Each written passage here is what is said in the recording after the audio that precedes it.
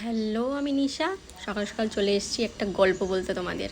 গল্পটা হচ্ছে, রোজ বাবা যখন দোকানে বেরোয় তার আগে মা বাবার কাছে রোজ 100 টাকা, 200 টাকা, 500 টাকা করে চায়। তো বাবা রোজ বলে, তোমার জন্য এবার একটা করে টাকার গাছ বসাতে হবে আমাকে, আমি এত টাকা রোজ রোজ কোথায় পাবো। তো সেই মতো বাবা একটা টাকার গাছের ব্যবস্থা করে দিয়েছে মাকে। এবার মাকে বলেছে, যাবে কার্ড ঢোকাবে আর একটা করে তোমার 100 টাকা 200 টাকা ওখান থেকে তুলে নিয়ে চলে আসবে। আর আমরাও টাকার গাছটা দেখে তো খুবই খুশি, তাই একটু পুজো টুজো দিয়ে নিলাম। পুজো দিয়ে তারপর রোজ তো টাকার গাছ থেকে টাকা টেনে টেনে নিতে হবে। তার জন্য ভাবলাম যে একটু পুজো দিয়ে নিই টাকার গাছটাকে, যাতে ভালো মতন টাকা পয়সা ফুলের মতন ফলের মতন ঝরে ঝরে থাকে গাছের মধ্যে। তাই জন্য একটু পুজো দিয়ে নিলাম ভালো করে। তারপর এবার কালকে থেকে রোজ রোজ 100 টাকা 200 টাকা করে মাকে বললাম এবার তুলে নিও। সেই ব্যবস্থাটা করে নিয়েছি।